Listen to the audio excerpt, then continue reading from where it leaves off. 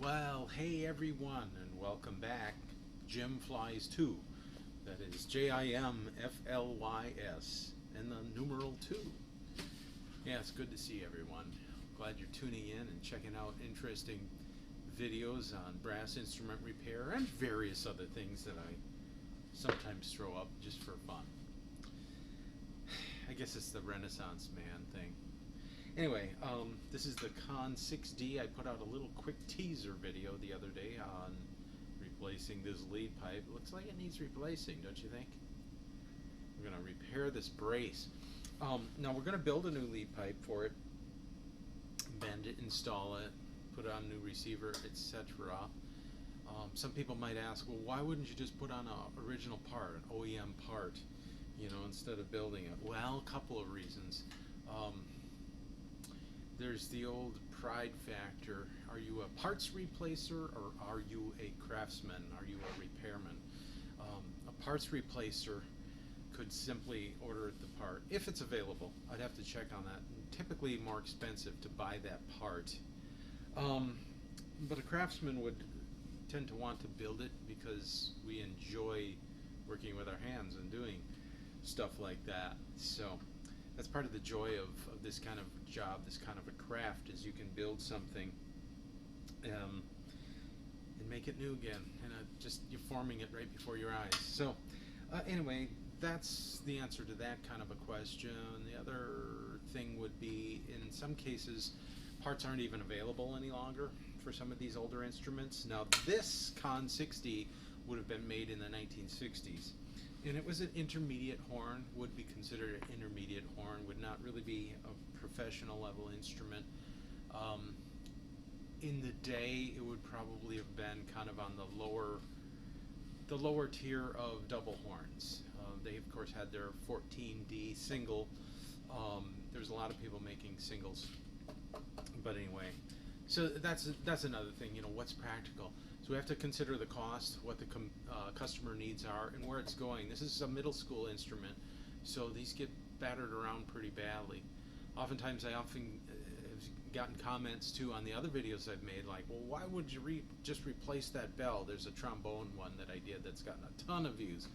Why wouldn't you just replace that bell? Well, the answer is relative to the instrument, it was not that expensive to repair that bell. I think that was under 300 bucks. So to buy a new bell alone would have probably been over 300, 400 bucks. So, and then you do the installation, buffing and lacquer, and it's getting it impractical. So let's take a look at what's under that taped section. I always like to do this just to see what's going on under there. Plus, when I unsolder that brace, I don't want all that tape to be burning. Let's just take a look and see what we've got. I often get comments in the videos too. It's like, what in the world did they do to that instrument? How could that happen? People shouldn't treat their instruments like this. Well, you're dealing with 13, 14-year-old kids in a middle school, maybe 12-year-old. And it's well used. It's gotten bent a time or two in life, and perhaps straightened, or it just got whacked too hard. It happens. It's standard stuff. It's not necessarily even abuse, but that's what we got. Brass also gets brittle, typically up in this area, because there's so much moisture and calcification that builds up. It promotes brass rot or red rot. And that is a fracture point. Let us take it apart, shall we? Heat these braces up.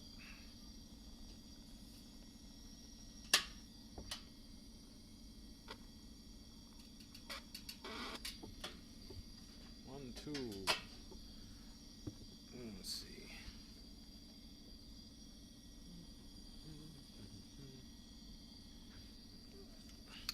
My favorite screwdriver. There we go.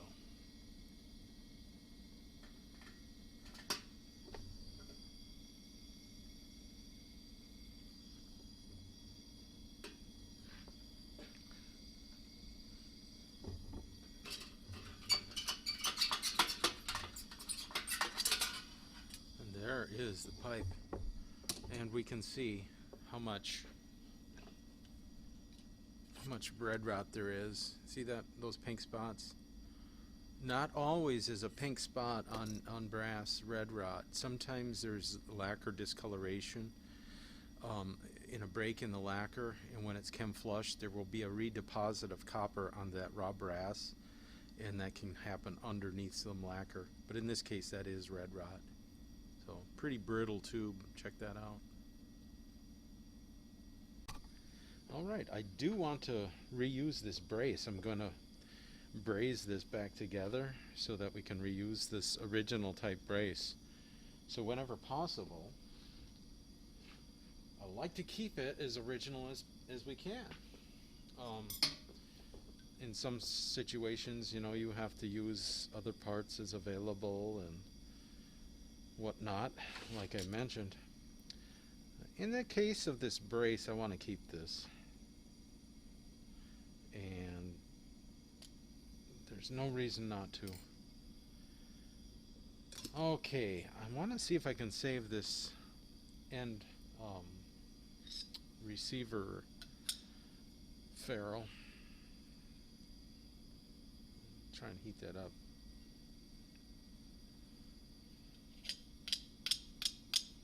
Every once in a while I'll get a comment, I wonder if he ever burns himself. Usually not, but once in a while it happens. So now we're going to take this and make it into this. So I get to bend it. I always wanted to be a circus performer. Actually, I did play in a circus for a short time as a substitute on drums. The orchestra was Mark Van Cleve. I don't know. Mark, are you watching? Do you remember me? 1986? Subbed for a week or so on drums when you guys needed somebody. Jay Coble was on trumpet, also a monster trumpet player. Mark Van Cleve. I can't remember the saxophone's name. He was from Indiana, IU, and the keyboard player was also subbing in. Anyway, those guys were warming up on double C's. I kid you not. Amazing, amazing brass guys. Anyway, we're gonna bend this to fit. So we first have chosen a pipe where we can assume the approximate length and taper. Let's see here.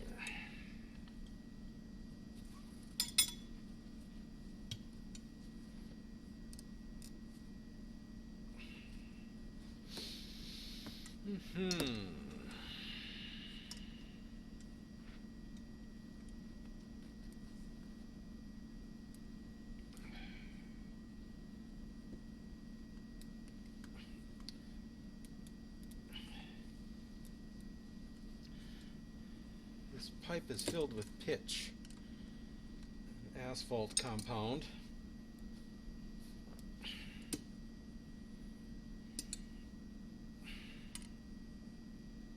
Which is stable at 70 degrees and then is melted out.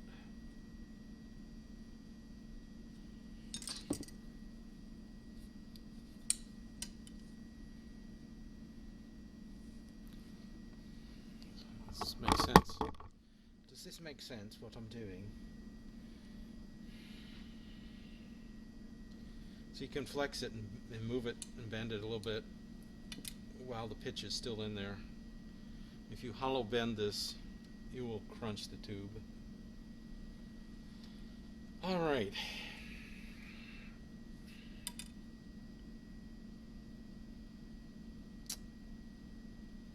Although you will have a little bit ability to flex it to do the final alignment.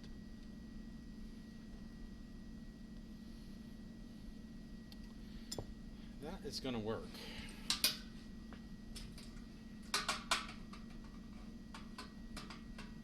I do believe. I'm going to cut this and then I'm going to shape it to the brace radius. So you can see I'm just doing what they call dry fitting. you know, if anybody used to build model cars and airplanes, how you would dry fit parts. Put this on. It lines up right over the solder, tack solder joint there. This brace, and then I had to flex and bend it a little bit to line up here. But look at, that's just going to line up perfectly. And that brace will be resoldered, brazed, and repaired. Right, to fit like that. And a new sleeve and spacer. And then we'll fit this. We'll get the length cut next. Overall length, and then we'll fit it for the mouthpiece shank. Safety first.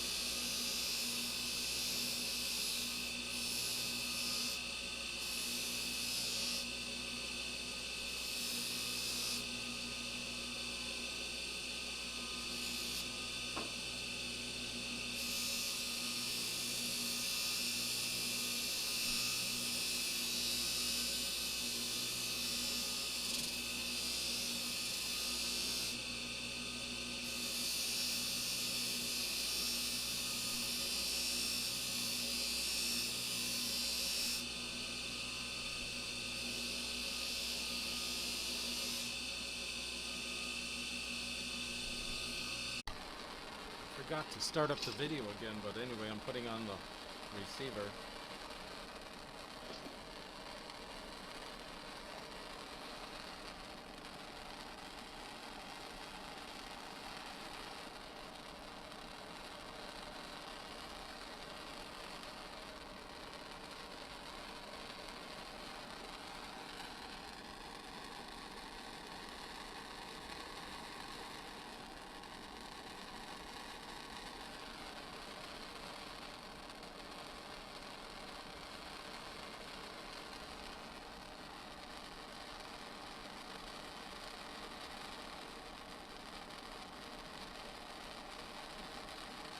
Solder will pull right down in there between the shim and the receiver and the lead pipe.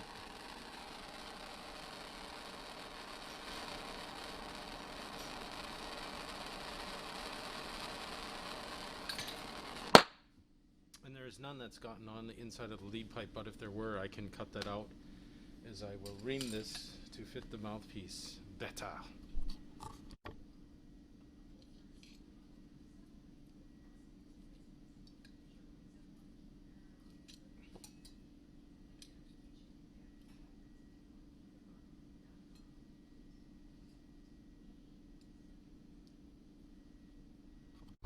Well, we got the lead pipe pretty much fit in the line, so let's take out the brace and get that repaired so that we can put it together.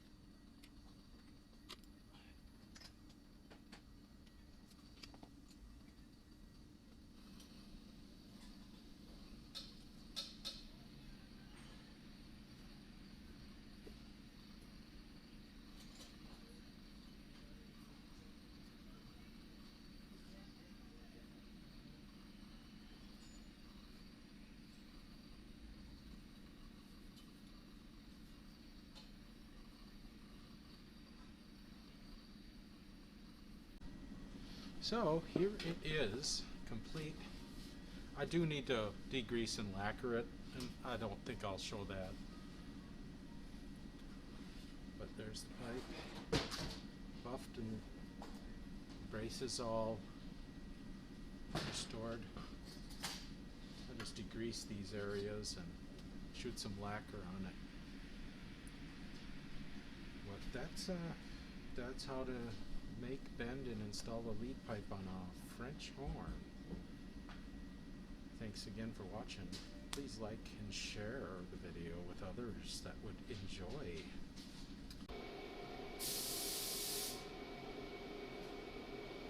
Well, if you insist.